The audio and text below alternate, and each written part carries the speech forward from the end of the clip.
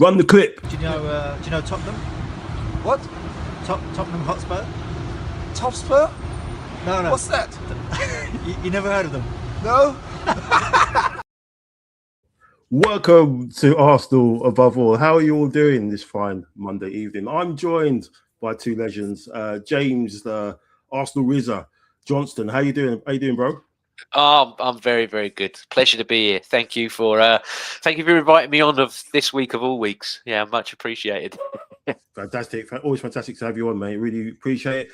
And I've got the vlog guy, the Arsenal milk tray man, Daniel James. How you doing, man?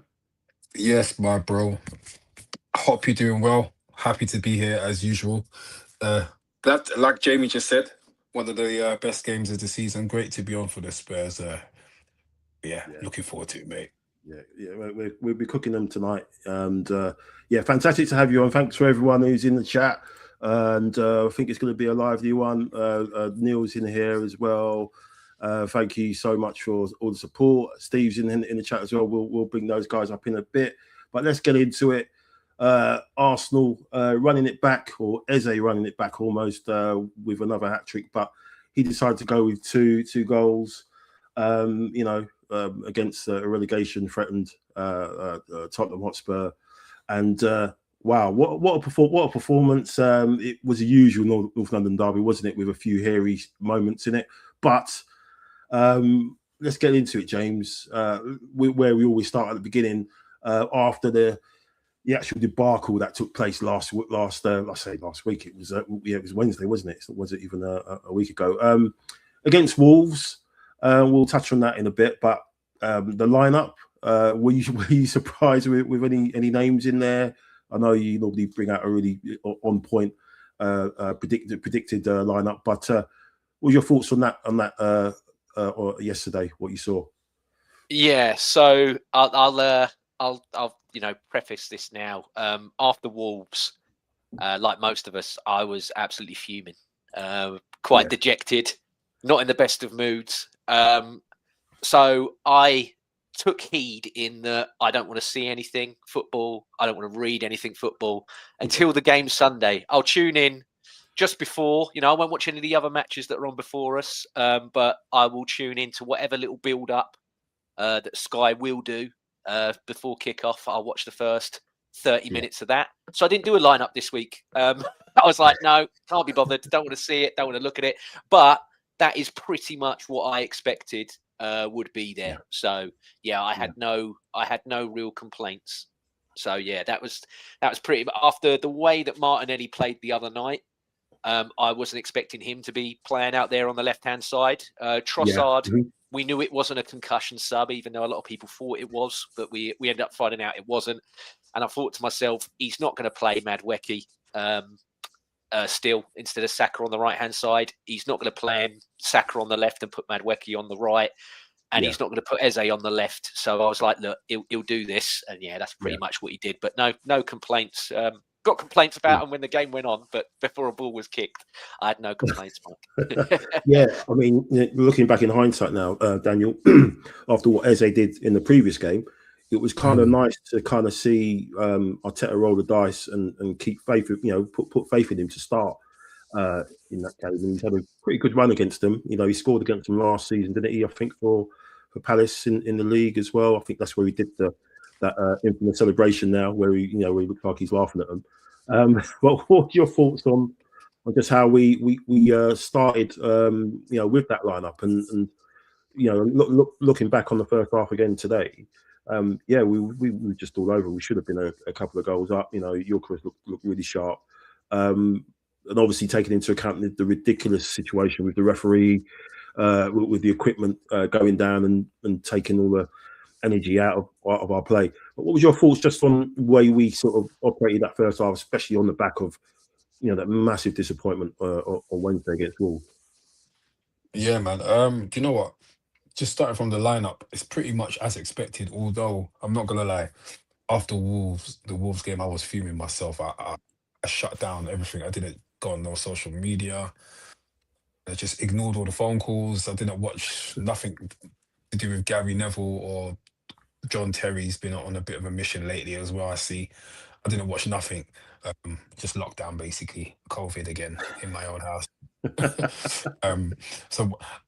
The only player I was surprised to see start was Timber, and not because I didn't prefer him to play, only because he looks knackered, man. In the Wolves game and other games, he just looks really leggy. He looks like he's done a lot of minutes and just looks like he was quite tired, and he's making a lot of stray passes, a lot of silly mistakes in the Wolves game. So I thought maybe someone would come in for him, but then again, Ben White wasn't even in the squad, was he? No. But I think, but I think after the way Mascara came on second half and he shut it down, I think you said in the chat, James, he's pretty much usurped White as the go-to guy as right back, and obviously we know that he can play across the whole back four. But let's start on that first half and that opening goal, James. Eze's it's sort of opportunity finish, a little bit like the one at Palace, isn't it, when he scored against Palace, where he sort of adjusted, did the karate kick sort of type thing. Wouldn't want to mess with him if you got in some sort of dojo with him. But no, what a brilliant moment and how sweet it was. I mean, it's funny, the two guys that have scored the goals yesterday are two guys that you celebrate all the goals, don't you, when they're scored by Arsenal players? But I think you kind of, for me personally, when Gyokeres scores, I celebrate it a little bit more. When Eze scores, does well, I celebrate a little bit more, just because of I want these guys to do so well, for different reasons. But what was your thoughts on just that, the way Eze came in and the way our attack looks, James? Because obviously people have said, Dr. Tottenham, you go there when you're on a bad run and they sort you out. Could it be that they might have prescribed us with a way to look at this attacking? Has it woken up the attacking unit? The way that we've got to go on for these next 10 games of the league, especially obviously looking the Champions League a little bit different. But what was your thoughts on just how Eze came in chance his arm and play his way back into Arteta's good books. Yeah, I mean, look, we've sat here for weeks on here and various other places, Mike, and we're always constantly WhatsApping each other and what have you, and we've all said, we've got an attack that he's had for quite a few years that he made the best in the league in our history. Then it's just gone down and down and down season upon season.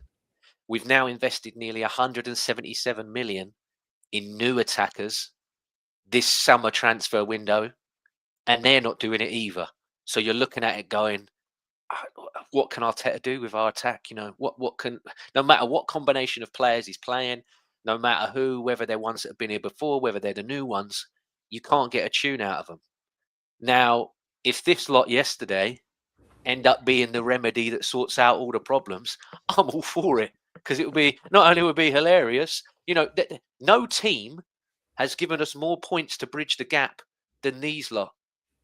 And these lot were celebrating them scoring goals against them, the guys that we're competing with. But it's like, but you've done us the biggest favour. You've made it back to 5 points. You've helped us. You've pushed us back on the way. All that negative that we had against Wolves has now become a positive again. Yeah. Due to spanking you guys at the weekend. And I had people that I know that are fans of Palace, and they said to me, don't worry about Eze, because he starts well, then from Christmas till spring, he dips off, but then from spring to the end of the season, he's on it. Yeah. And I'm like, he might have got the jump early. Them two, and I mean, Gyokeres since January has been the best in the league. One of the best in Europe, apparently, for goals per game and everything since the turn of the year. So I can't really, dig him out too much. But yeah, they turned Eze yesterday from the quiet man into one. We could find a solution there, Mike. He was brilliant, not just in that midfield, but most of his good attacking play come from the left-hand side. Yeah, and that's what we bought him for. We bought him to be a left winger because we said Martinelli and Trossard, yeah, you're good, but you're not consistent enough, and we need somebody that's going to do it time and time and time again. So if now he can get a starting berth either in the 8 or in the left wing, then more power forward, because we know he's a good player, Mike. All of us know he's a good player. You don't become a bad player overnight. He made one howler against Aston Villa and he had to hold bench for it. And we know that Arteta is not as strict on certain players as he is with others. Declan Rice had a howler yesterday. Then he had another howler second half. Is he going to hold bench for 5 games? No way. But, he bounced back, and he bounced back superbly. And the way that Arteta embraced him afterwards indicates to me that he's like, right, you're back in the good graces again. Yeah. Mm-hmm.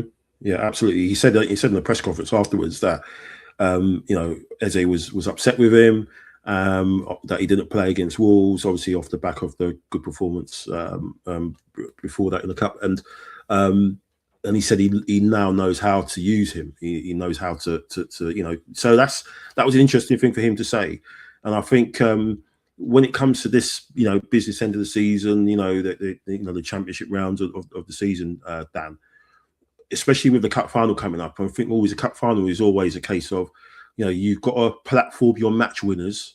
You've got to have as much match winners in that team as much as the other team. So we know what looking ahead, we know what cities are going to be. When we can park that, but going forward in the league, we need to have as many match winners or people with who can spank it in from the edge of the box. Like as a drop a shoulder. He's kind of played himself into the team, don't you think, Dan? I don't know how you take him out of the team.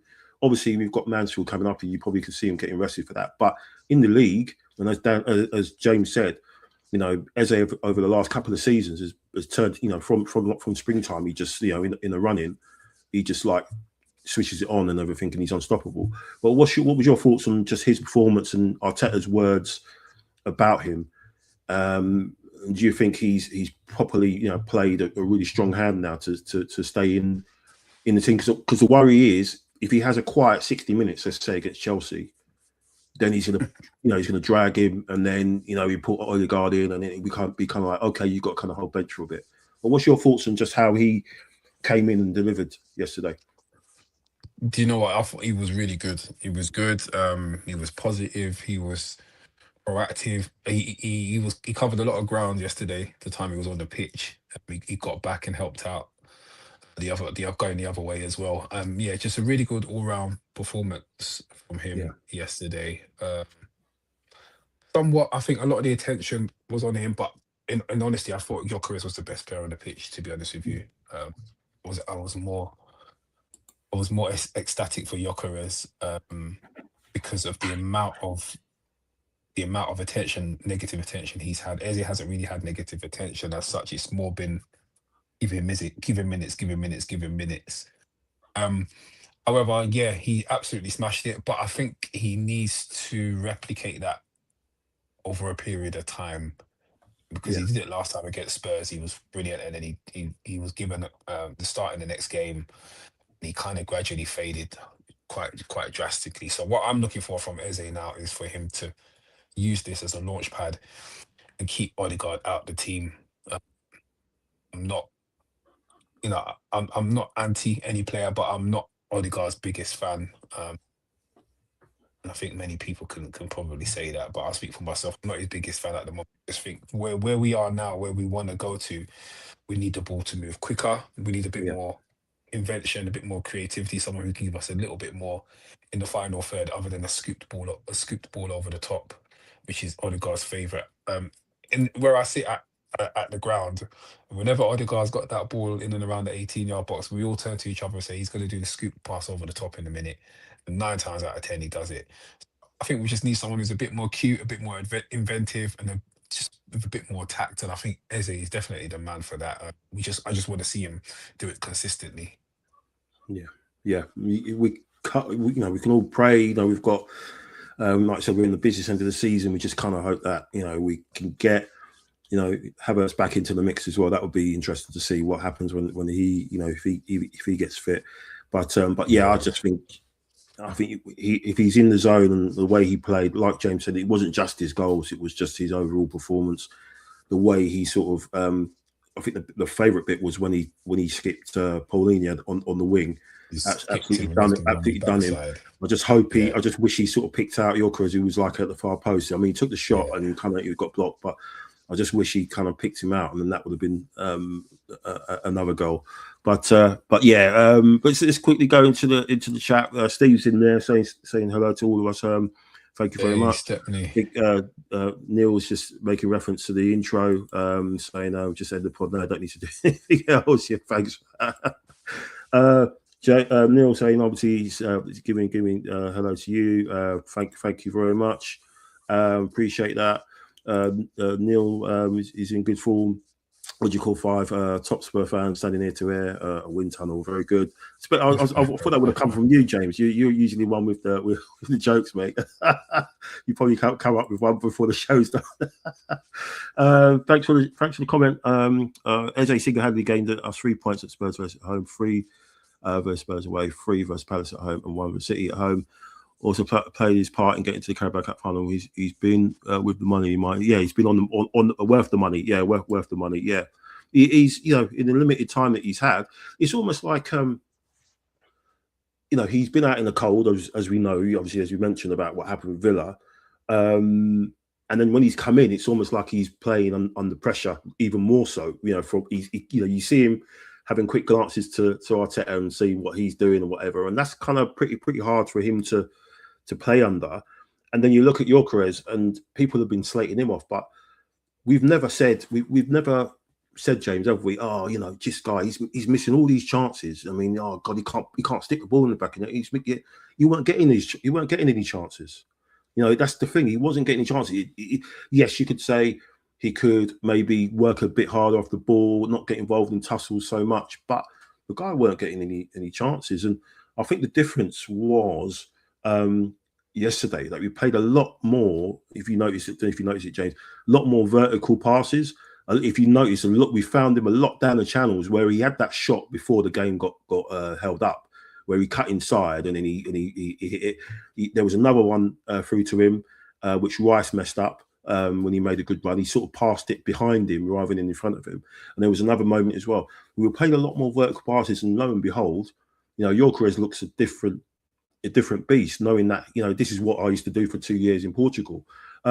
Just talk about it. Let's give him his flowers, man, because obviously me and you have had quite a back and forth on him, telling everyone who will listen that this guy is the guy that we need to get in.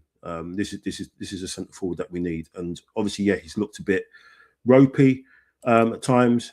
But what's your thoughts on that performance? And again, like Eze, even more so, he is a starter anyway. He's been rested a couple of times for Jesus, but there's no worries now, is it? He's the guy going forward. But what does that performance and his overall performance do for him in this running as we go into this crunch stage of the season? Yeah, well, he only scores against little teams, doesn't he, Mike? He don't score against the big teams. So, he's a flat track bully, isn't he, against little sides? I was over the moon for him. Like, 2 years I've been banging the drum, and about wanting to sign him. You have, we all have, and he's starting to prove to be worth his weight. I mean, I saw all before the game, all the slander, all the usual people and the usual tosh, and they're like, 60% of games that he's had for you in the league this season, he's not had a shot inside the box, and yada yada yada and everything. I'm like, look, this guy thrives in space and when he's got time to shoot. And the best players that have been for him for doing that have been Eze, have been Havertz, have been Trossard. It's no coincidence. Yeah. And, they have played with big style centre forwards like that want to be on or around the edge of the box and firing shots away. And it's no coincidence after that performance yesterday that the majority of the people that have slagged him off all season have now turned on him. Yeah. Gary Neville yesterday, man of the match, heaping praise on him. Jamie Carragher, heaping praise on him. Yeah, I saw Lucky Butt and the Toe Sucker on their podcast with Paddy McGuinness saying that he reminds them of Andy Cole. They went, if there's one strike, they said, if there's one striker we would both want to play with in the Prem, not Haaland, it's him. They said we would love to. They said the amount of goals we could score for him, because they said he wants to play on the shoulder and run in behind. Paul Scholes went, he'd be a dream. And he said, he reminds me of Andy Cole. Yeah. And I'm like, this is the same guy that sat there laughing, saying that he plays in Wranglers a couple of months ago. And now all of a sudden, he's saying he reminds him of Andy Cole. So it's amazing how quickly people can change. He's never been a scrub, Mike. Everyone constantly has said he's a scrub. He's never been a scrub. Before a ball was kicked, I told everybody that would listen, and I'm not trying to big myself up like I've got a more advanced brain than everybody, but I went, last year, none of our forwards scored more than 10 goals in the league. I was like, this guy will beat that. Yeah. With ease. And funny enough, I said he'd do it before February. Well, it took me a bit longer than I expected, but he's still done it. Yeah. Because I'm like, this is a guy who loves scoring goals. Havertz has been great. Jesus in cameos can be great.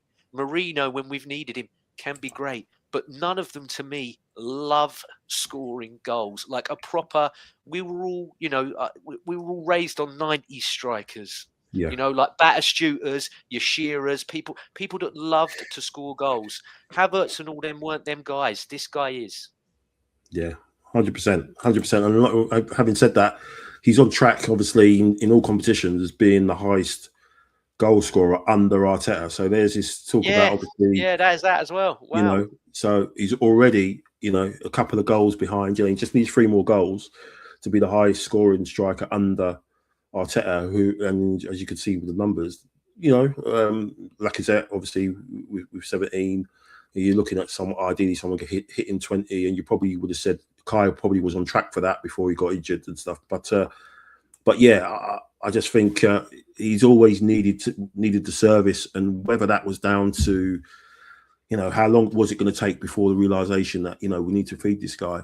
Mac has said something in the chat. We'll bring it up in a minute regarding that. But let's just go back into the chat. We've got Steve. He said he's on his way home, so I can't comment much. But 8-2 on aggregate ain't bad. Eze put in 5 on it. And Gyokeres with 2 sublime goals, especially that first one. Yeah, it was a delicious finish. And wake me up. Arteta's words in the press conference was interesting. He said Eze was not happy. Did not start against Wolves. He also said that he now understands how to get better. So hopefully he does. Yeah, it was interesting for him to say that, especially the last bit. You know, saying I know how to get. You know, I know how to use him now, which is quite a statement. You know, because it probably means that okay, well, I know how to. I've unlocked this guy. He's played himself into the team. So as you like was saying before, Odegaard's probably going to be coming on and controlling games a bit more towards the end of games when we hopefully have secured the games. Mac is in the chat. How you doing, Mac? Vic said in the team talk that they were honest with each other. I bet he made clear that he was not getting his service. Like he said, completely different performance because he was played to. Yeah. It was amazing just watching the amount of passes we were getting in that direction. I saw a heat map. For the Wolves game, and it was Rice and Zubimendi, and then I saw the pass map for Norgard in the game against Wigan, and I was meant to clip them and put them together. But if you look at the pass maps for each of them, Rice and Zubimendi's, their passes, man, they're just going side to side. They're going, you know, that way and that way. Norgard's are just, you know, he sprayed so much more vertical passes, and we obviously saw what happened in that game. I know, yes, people say it was only Wigan, but look at the absolute chaos we were causing at Wigan by playing those passes, you know, over the top, and obviously he got an assist for Jesus' goal. I just think, you know, those two in midfield, they just need to. They were doing it a little bit yesterday as well. I noticed there's a lot of times it was just really safe and sideways all the time, and I just think Norgard, I think he's being aired out a little bit. I just wish he could get a few more minutes. And to be fair, at the end of the game, when they cut to the bench and they showed everyone celebrating, he had the biggest smile, which was great to see, considering he didn't get any minutes on. But yeah, anyway, I just thought I'd bring that up. You make a great point, because before the ball was kicked, and we even had the pre-season games, and even some of our early games in the start of the season in the league, all of us was talking about, we're just hitting people through the spine. Yeah. Like we just all our best stuff was because we were just direct. It was like we'll just play through you then, because we were always like, we're so right hand side dominant all the time. It's going to go through Timber, Odegaard, Saka, Timber, Odegaard, Saka, and I'm like, I know it's taken a while for him to go back to it, but just like there's all of this about, you know, how you score or how you play or anything. Long it off, man. Yeah, like it's 20 years. Who cares how we win? If we go route one and score some goals, who cares? You got to get it over the line. I don't care how we do it. I think too many people are obsessed with style and semantics, and it's like, no, just get it done. I think it's probably because they've been brought up on it, and when you look back at the last time we won it, what type of football were we playing? So this is this like romantic sort of, you know, notion that, you know, it has to, we won it this way with under Wenger playing this amazing football. We've got to win it that way again, sort of thing. And you know, football has changed. Someone put up on X earlier clips of our game against Tottenham in 22-23 when we beat them 3-1 when Xhaka scored and then Partey scored that goal to put us 1-0 up.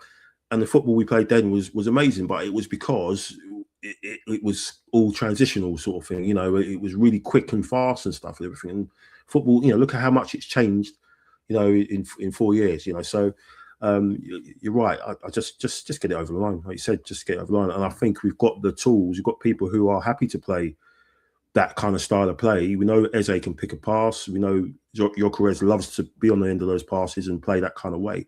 So I just bit concerned a little bit still with Zubimendi and Rice. Just their way of playing at the moment. It's still a little bit safe. But yeah, sorry. Mac is just saying Eze in that talk must have been honest about being benched and not being second choice when Odegaard is injured. He was hung out to dry since the Villa away mistakes. Arteta must have said, "Show me then." Yeah, true. season. I said Gyokeres will get goals in the second half of the season when teams open up a bit more. Yeah, true, because obviously a lot of teams got things to play for now. Victor, the power he gets behind his shot is incredible. Every single goal makes a cracking sound. I love. He's like a robot, no emotion, strictly business.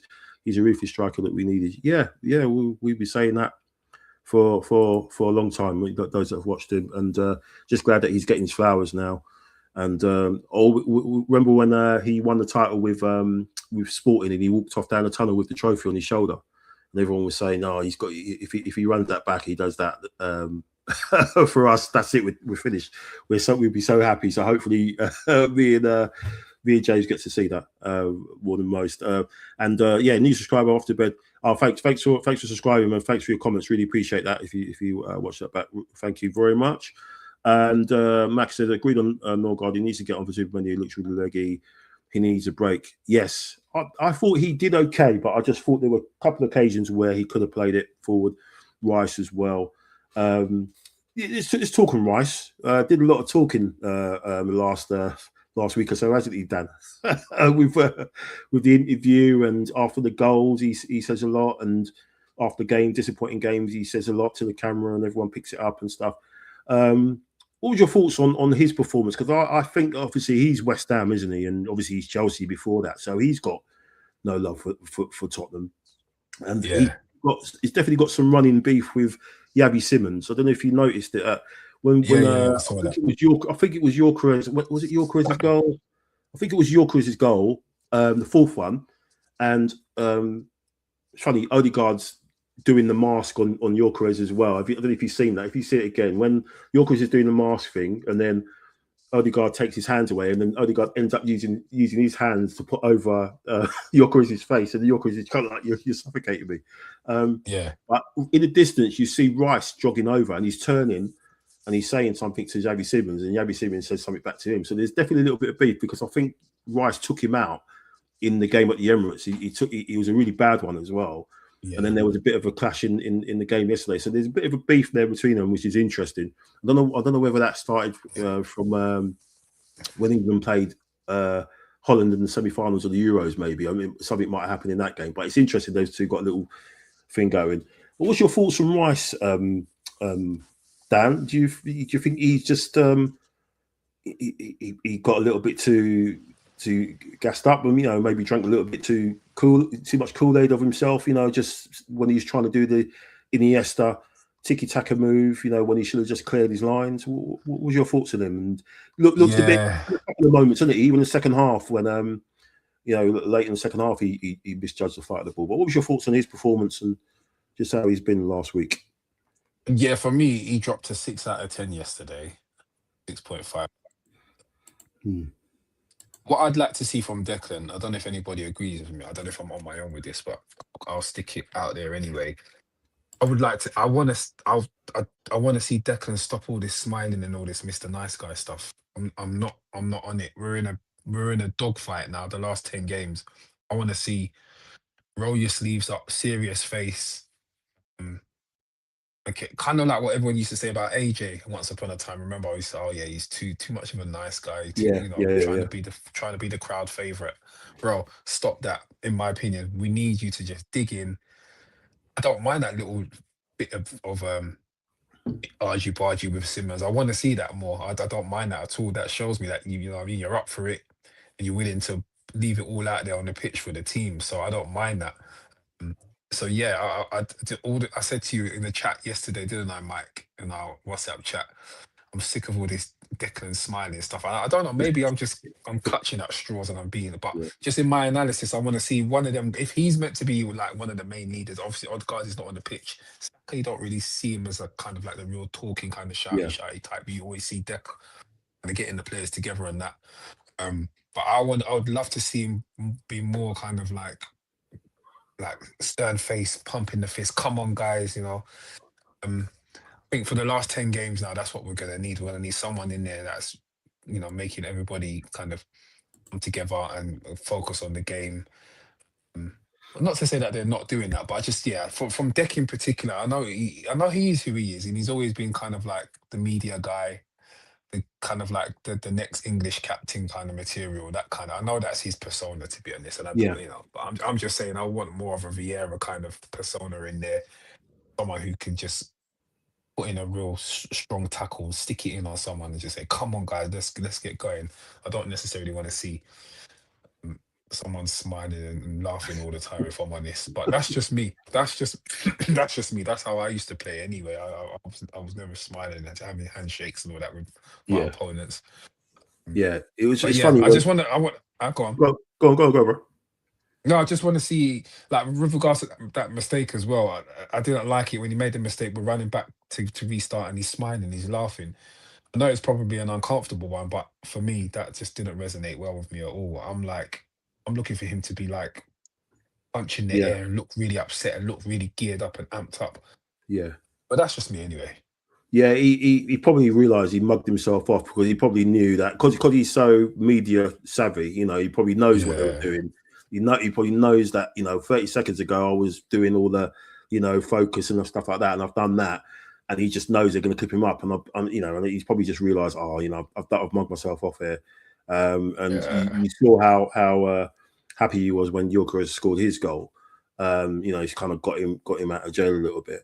But yeah, there are times when you think Rice, he just likes he likes to be everyone's best mate, sort of thing. He always wants to talk that's to what the I'm opposition saying. and stuff when things are kicking off. It's like Yeah, just leave him alone, mate. Just don't get involved. But yeah, he had a pretty strange game. Some good bits and then some ropey bits. But I just think he wanted it a lot, especially off the back of what happened on Wednesday. And obviously, he's captain in all but name now. He does all the interviews. After the game, he had a sit down interview with Sky in the lead up to this one. About 15-minute one, and said some interesting bits and everything as well. But yeah, I think obviously we've got Chelsea next, so he's got another team he's got a little bit of history with. yeah. So it'll be interesting to see what he does there when that comes around. James, obviously we can't go move on from the game before we talk about other stuff without touching on what David Raya, who got a little bit of flack obviously for what he did on Wednesday when he came out. I don't know I'm sorry to take you back to that night when that happened. Obviously, we're in a bit happier state at the moment. Who do you feel was at fault for that? But that save or that goal line sort of clearance he did was pretty special. He seemed to do something mental, in a good way, and then do something mental in a bad way, at the moment, Raya. But what's your thoughts on just how he kind of came back and proved to everyone? Obviously, he's definitely the geezer that we need to have between the sticks as we get to this vital stage of the season. Yeah, well, that's him all over, isn't it? I mean, unlike other goalkeepers where they can have one bad game and then it becomes 2, it becomes 3, it becomes 4. This guy, he just bounces back. It's superb from him. And I had a conversation, as I always do, after each game elsewhere and on my own channel and everything, and I portioned a lot of it more on him because I said he can see more of what's going on than Gabriel can. He's got a bigger view, and I'm like, I was never, when I was young, because I was like 6'3" when I was born. They were like, "You're the goalkeeper." When I was like 10, so when I was a kid, they were like, "You're going in goal. You're 6 foot. You're in goal," and I hated it. Mike. I hated it. But the one thing I used to tell him, even at that age, the coach used to tell him and everything. They went, "If James is going for that ball, duck your head because he's going to punch your head as well." Because he has to get that, but he has to get that ball. And for me, with him and Gabriel the other night, I'm sorry if you've got. I don't want him to concuss Gabriel and clean gut, but if you're coming for that ball, you got to take him with him. Sadly, that you've got to get his head or that ball either way. And yeah, just both of them. I mean, I portion more of the blame on him, but yeah, it was a bad night for both of them. But great recovery, and we've all said for a few seasons now since he's been there that he will eventually get an assist from one of his passes, and he was very close yesterday with that Saka pass. He saw that on before. I think even before Saka saw it on, he saw it on, and he completely split that line in pieces with that one pass. So, yeah, no, superb. And that's what he's in there for, you know. That's why we've got him. So, yeah, there's a reason he plays the most minutes compared to anybody else, because he's that good. So, yeah, happy days for him. I was going to say there, Mike. Yeah, good points there, James. I'm going to say, Mike, I was surprised actually that who was on Spurs' free kicks yesterday? Simmons, wasn't it? Yeah. I was surprised that he didn't take shots, because for all David Raya's strengths, we have seen some weaknesses, and there are some stats around him facing shots outside the box. Since 2018, he's conceded the highest percentage of shots box with low XG, like expected XG like 0.04, but he's got the highest number of concessions from outside the box. Primarily, they put that down to his height. He's one of the shortest, if not the shortest. Yeah, I think he's the shortest keeper in the league. And we've seen a number of worldies against him this season. But if you go back actually to 2018, there's quite a lot of like, well, anything towards the top corner. If his position is not great, likelihood he's almost 25%, 1 in 4, he's not going to get to. Yeah. So I think, you know, every keeper's going to have some kind of weakness. But I guess it's the job of the defense and the midfield to keep the ball away from the shots coming in. But yeah, I was just surprised that Simmons didn't have more of a pop on goal yesterday. But great reaction from Raya with that ball off the line, and he just looked a lot more comfortable. He's coming, taking the corners out of the air, plucking them out of the air. Just real much improvement from the Wolves game. Because after that, I was fuming. I was like, nah, man, that's poor. Yeah, it was frustrating because it's almost like a replica of what happened at Sunderland, wasn't it? You know, with the two of them kind of coming out and clashing. But yeah, I agree with both of. You make a great point, Dan, because again, like we were saying about Rice there and the Kool-Aid and everything, he backs his own reflexes too much. Because I'm like, he is agile enough to get, but like you said, the starting position at times, you're like, you're never going to make that because you're not that big. Like Donnarumma and that can be that far because he's 6 foot gangly, like go gadget arm. You're not. So he needs to, if he's not going to learn that, then I think those guys as a group, because they constantly, they're all the time, them 5 are, you know, whatever 5 it is, they're so close. The other 4 need to pull him to one side and go, David, you don't have to be up near us. Like, stay where you don't need to be, because we play one of the highest lines in Europe because we're so good at it. But at the same point, I'm like, you don't need to be that. You don't need to be that though as well. You don't have to be a 6th centre half or a 4th centre half with us. Let us do that. You just stick to being the goalie. But he backs himself maybe to a fault, sadly at times. Yeah, and then you've got the other side, which is his agility, and without that, he doesn't. You know, stop that ball from going in, does he? So that's the thing. It's kind of, you know, yin and yang sort of thing with him. But yeah, James. Obviously, I think we mentioned him a while ago. On obviously earlier in the chat in the chat tonight and earlier in the season. But can you talk about this guy for me? Because I think it's a daylight robbery what we've done in terms of was it 13 million it cost, because they were in the second half when he came on. Timber was flagging a little bit. And then, you know, Spence seems to be having a little bit of joy against Saka. Obviously, the hard man, you know, Spence, you know, thinking he's it's funny, both two big chances came from him hanging onto the ball and trying to strengthen people.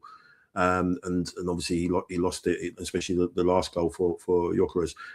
But Mosquera comes on and just totally shuts him down. And not long after, they make a sub and they put Spence over on the other side. I mean, this guy was unbelievable when he came on. I think there were stats going around, but he didn't. I think he had 5 duels. He didn't lose a single one. You know, had aerials, everything. He just won all of them. Yeah, I think his brother's meant to be pretty good as well. So, what more can you say about Mosquera? I mean, you know, the fact that he's fit and he's an option, because obviously Ben White is looking like he's having a bit of trouble keeping fit. But what was your thoughts on Mosquera's cameo yesterday? He loves it, Mike. Look, a lot of people in London buy Colombian in the summer, don't they? And I think that we bought probably the best Colombian that you can get. I know that he claims a Spanish heritage because obviously he played, you know, he moved there when he was 8 or what have you. But He's fantastic, and he really, really is. What a difference, when you look at how many teams are desperate for centre halves, right backs, just anything in their defensive unit. And this guy was here for 12 million quid. I don't know how he didn't come on anybody else's radar. Yeah. I mean, credit to Berta for having that tap on the Spanish league before anybody else, because he is absolutely a fantastic, fantastic player. The more minute, when he's making cameos, he comes on at Liverpool when Saliba's injured, and we still lost that game. But the one thing we all took away was, wow, Saliba was missing, but did we notice? Yeah, No. yeah. He gets injured. He comes out the cold against Inter Milan, and they have Martinez and Thuram, who are on their day, two of the most dangerous forwards in Europe. Yeah. Don't worry about it. I've got it. Yeah. He comes on at right back, which ain't his natural position in a North London derby. And okay, yeah, you could say the game was won at that point.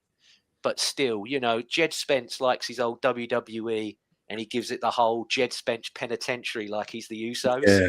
Well, he was in the Mosquera penitentiary yesterday, mate. He didn't get dribbled past, like you said. No. Won all his duels. Nobody got past him. He's class, mate. He's class. Yeah. How? God knows if he was worth 12 million when we bought him, we've at least got to have doubled or tripled that by now, because he is superb, isn't he? Yeah, 100%. Yeah, and as Max says there, he's big teams will be testing a resolve. Yeah, but I think he's really. I read an interview he did a couple of months ago. And he's really, really happy here. He's got a decent contract. He knows he's like kind of the perfect kind of mentality. He knows where he is. He's young still, and he knows what he's got ahead of him. But I think I think for at least a couple of next seasons, I think he'll be fine playing that part and coming in as and when. Because you've got to think Gabriel, he's maybe the older of the pair, so maybe you've got to see how his progress grows. Is there maybe a slight decline physically and what have you? But yeah, he's too smart, Mike. He knows that if I just do what I'm doing and carry on knuckle down, them clubs are going to be, I'm not trying to diminish what we're trying to do. We're still in for 4 trophies, for God's sake. But he knows them offers are going to be there. Regardless of me just playing cameos at the moment, them offers one day will be there. So what two better centre-backs to learn from? Yeah. And next to that, I'm still going to get games. I'm still probably going to win trophies. And I'm going to have a great time while doing it. So, yeah, full credit. I thought he was immense. I really did. And, I know in a minute you'll touch on his mate on the left-hand side as well. I think I'll tell you what, mate, that guy's been a revelation as well. But I'll let you carry on about Mosquera. No, I just think as well, I just like to pick things up and everything, and even Mosquera in the celebrations as well. He's right in it. With Gyokeres, he's right in there. All of them seem to be wanting to do the mask as well. I think Hincapié did it. He was telling Gyokeres to do it. Madueke did it. I think they all love it. And it was a bit worrying, obviously, the way we kind of played in that especially that second half at Wolves. But whatever they said was definitely you can just see in that picture there. Obviously, how much it means to them, obviously, to win yesterday, but I just think how much it will mean to get it over the line, and we just got to hope that how the defence has sort of got us into this position in a way, because you've got to think we've scored the same amount of goals as Man City. We'll talk about Hincapié in a minute, but if we just look at the table, guys, I mean, obviously we know where we are, but our attack hasn't remotely functioned anywhere near that we would like it to be, or the way it has in the past, as you touched on, James, with the amount of goals that we scored in 2 seasons ago. But yet there we are, top of the league, same amount of goals as Man City, better defence. So the defence has kind of got us to where we are. Wouldn't it be great if yesterday was the one that kick-started us to do what we did a couple of seasons ago, where we were emptying stadiums, and putting teams to the sword, and being a lot more clinical. And is it that Arteta again has found has not stumbled on a you know a formula, let's say, but the fact that Eze has come in and he's done what he's done, do you think that's going to be hopefully the spark that's going to kick us on now with the remaining games that we've got? Because obviously we'll look a little bit more in the table in a minute, but just what we've got left. Obviously, you look at what we've got left, but then you take into account the Champions League is amongst that as well, because those games are going to be stuck between. Let me think. Is it going to be between the Brighton game and the Everton games? I think they're sandwiched between the after the Brighton game, and then we've got the second leg after the Everton game. What's your thoughts, gents, on just both of you, just on the remaining fixtures that we've got? I'm obviously, Sky like to do their own thing where they have teams in red. Teams in red are the teams in the top 6. The ones in yellow are mid-table, and the ones in green are the teams in the relegation zone.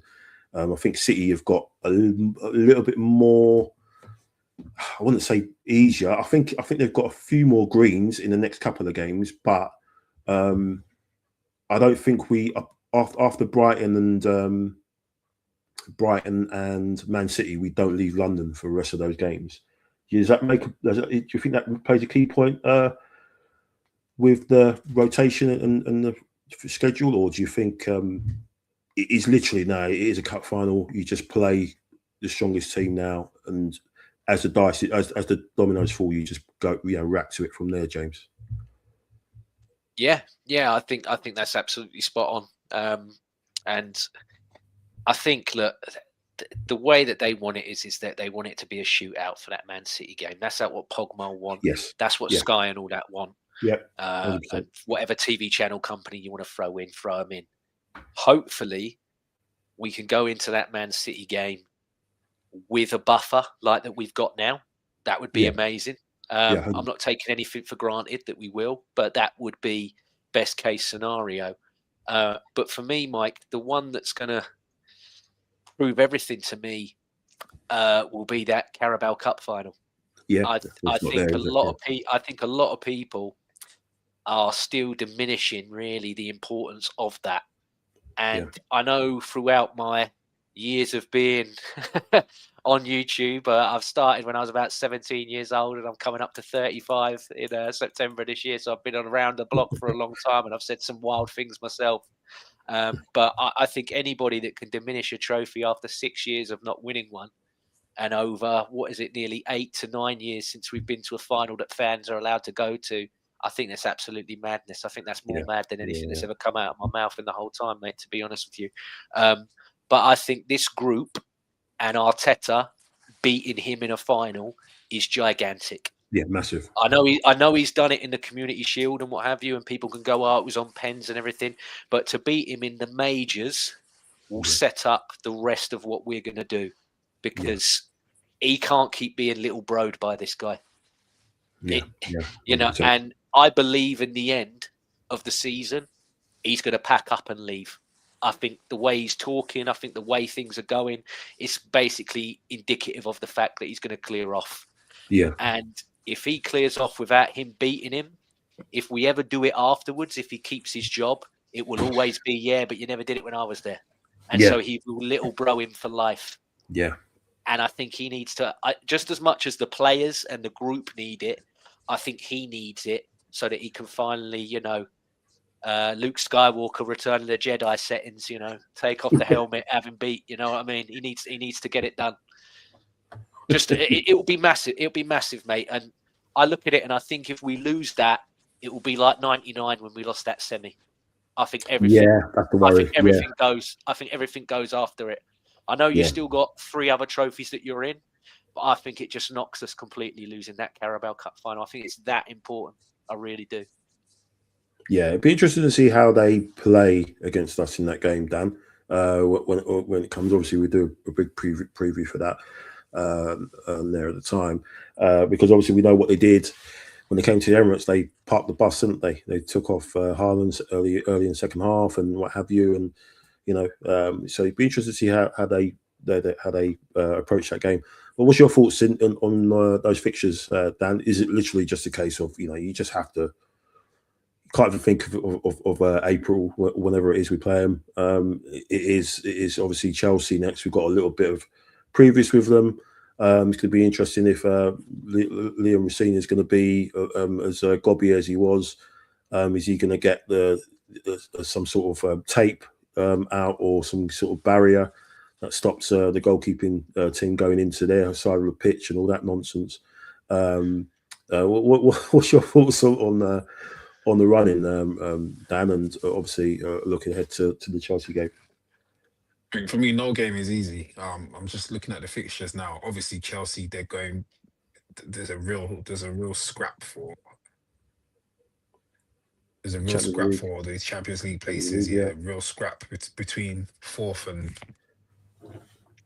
6th and 7th, maybe even more. So they're absolutely gonna want to stick one on us, especially like we've been owning them lately. Was it 10, 11 games they haven't beaten us for? Yeah. So they're going to be well up for that. So yeah, that's going to be a real spicy game. I'll be there. But looking at the fixtures, there's some tricky ones still. Brighton, the Brighton away is always tricky. And then there's the Newcastle game that's going to be rearranged. Oh no, it's set for the 25th of April. That's going to be difficult. Yeah, Newcastle. It's at home, but Newcastle are difficult at home or away. Look, they put in a good performance the other day against City. Yeah, I just think sorry. Go ahead, bro.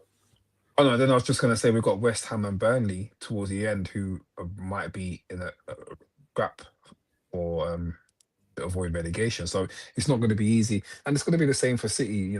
Everyone's talking about City. This is not the same City from 3 or 4 years ago. It's a completely different team now. No, you're They were right. bullying people 3, 4, 5-0 all the time.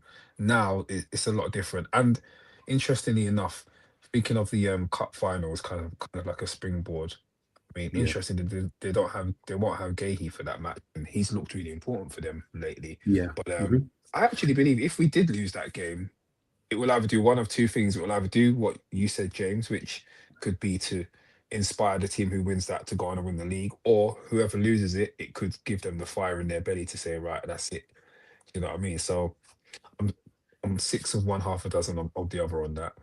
Yeah.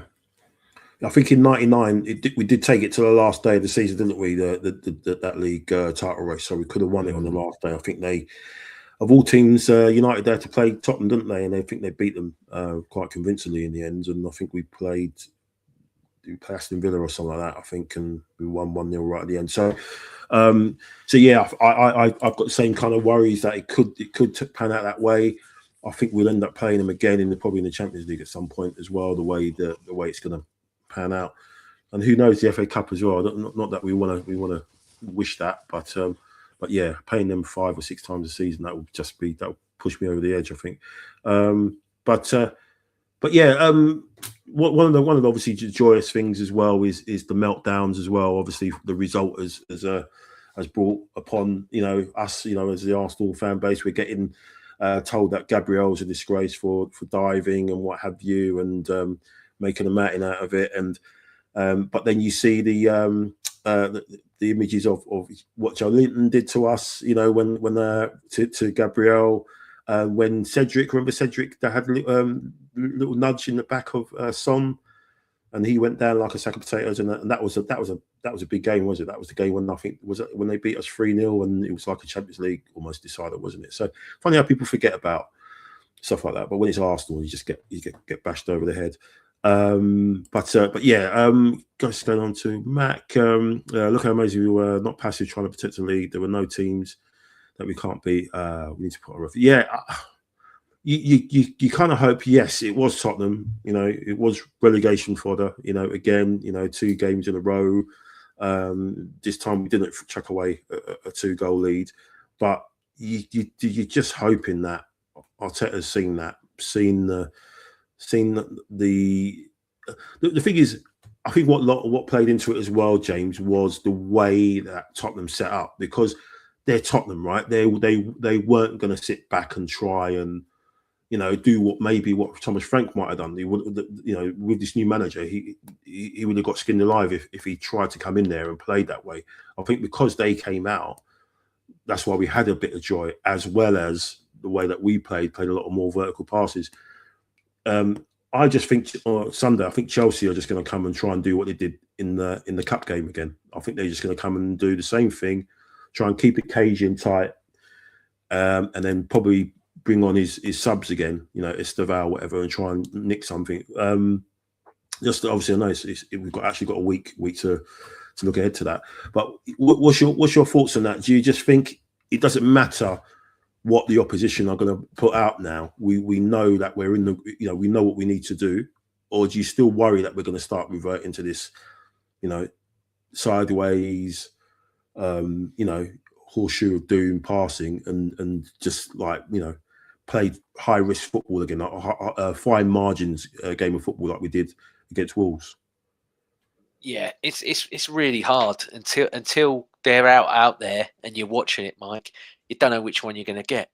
That's I know that's a massive cop out for the question that you just you just asked me, but until it's there and you're seeing it, you can't really tell, because you don't know. And I mean, we're the team, we're the team that everyone wants to do it to. I mean, Wolves are there in the snow, knowing that they're going to get relegated, and they're probably the worst side in the history of the Premier League, but they're singing second again, and they're loving it.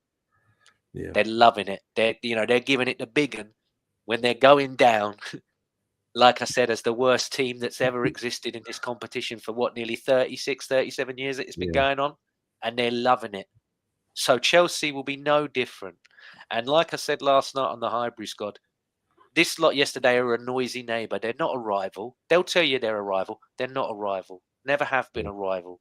These lot, okay, they bought it all, but they've won things. They've given us, there is needle between us and them. Yeah. So I'm expecting a way tougher game this weekend than we got, this weekend before. And even in the cup. In the cup, we had a bit of a lead. So they had to come out. They had to come out a bit, which did sort of help us in the end and what have you, and got us the win. But I'm predicting a win, like always, and I'm also going to predict, and you heard it here first as well. I think Kai Havertz is going to be fit. He's going to be on the bench, and he's going to come on and do it again. Might not be a win. Might not be a winner, but he'll come on and he'll put the dagger in him again. Yeah, Trust me. That'd be amazing. Trust me. Yeah, because that's what he does. That's what Kai Havertz does. He dunks on Chelsea. And if that's all he's going to be for the rest of his Arsenal career, I love that. Just come on and dunk on Chelsea. Just let them know, just rub that salt right in that wound, Kai. That's all you got to do. That's all you got to do for me, pal. So, I'll be happy. So, you heard it here. We're going to win. We're going to win 3-1, and Kai Havertz is going to score one of the goals.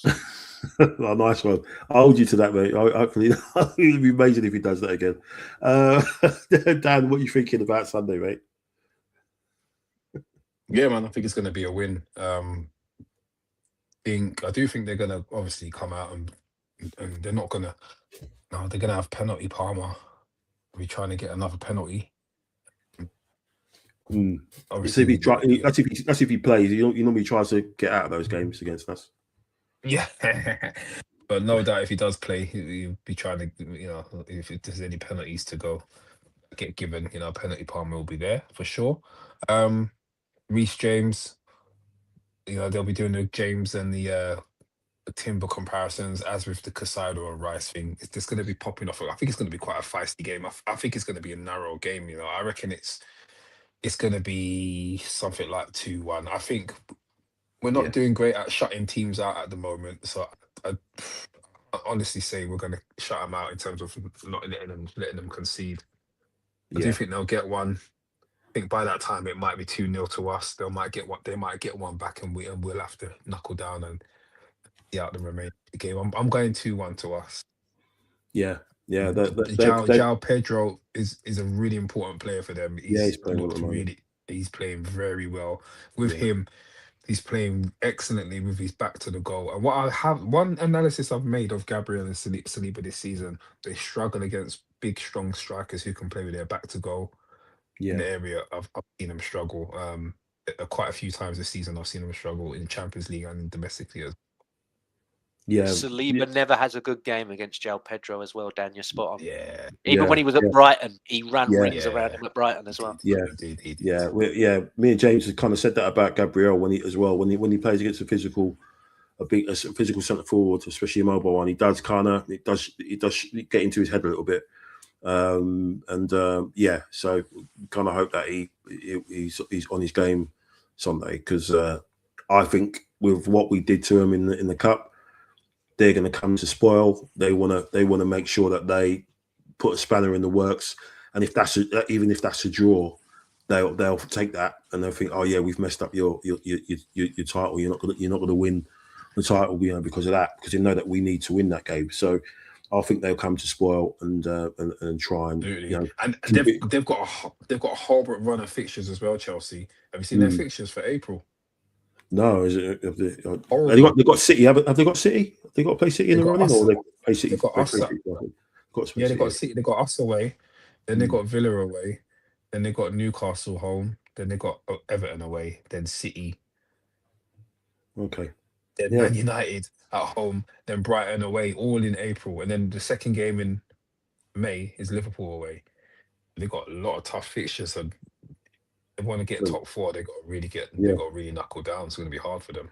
And Champions League as well. So let's see how they do. But no, I think they're going to come and spoil and make it as horrible as they can. And like I said, they'll be happy to get a point, even if they do need to win the game as well, with what you just said, just so that they could sort of say that they're the ones that messed up our title run, and like Tottenham tried to do.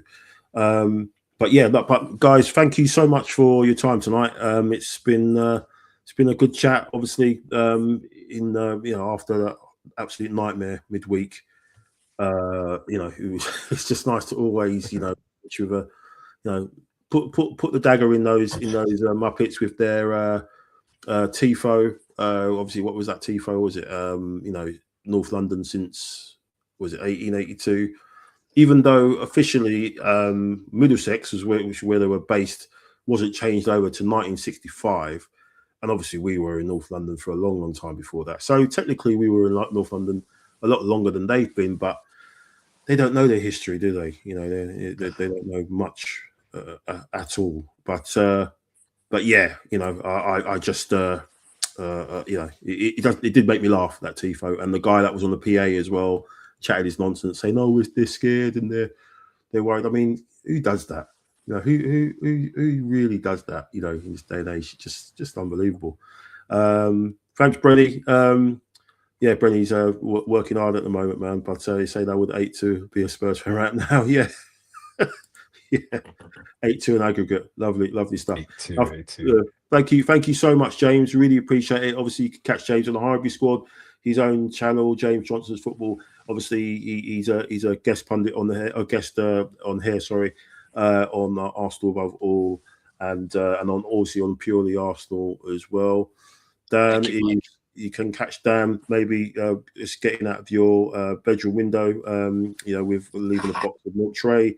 So keep an eye out for him. You won't find him on any other podcast at the moment, but he might do his own one soon. We'll see what happens with that. But I'll catch you one Sunday, and I'm at the cup final as well. So we've got. Okay, cool. Okay, nice one, man. Yeah, look forward to that. Yeah, we'll do a preview show for the cup final when it comes out, and obviously we've got the Champions League. Obviously, it's going to be coming up before that as well. So lots of big games coming up to talk about. Let's hope we can just keep this finish it off strong now. And I think he's got to use the squad.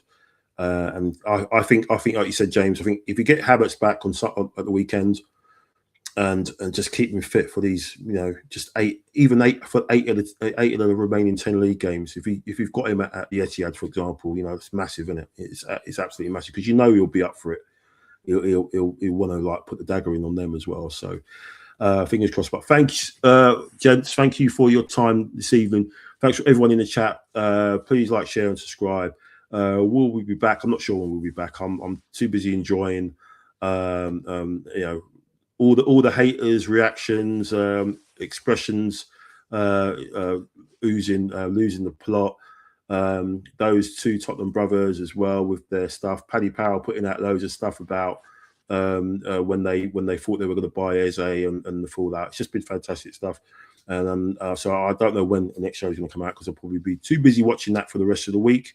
But yeah, thanks very much, guys. Thank you, everyone watching. North London is always red, and it will be forevermore. Have a lovely Monday night and the rest of the week. Take care. See ya. Newcastle, the central figure again, and he looks to trick.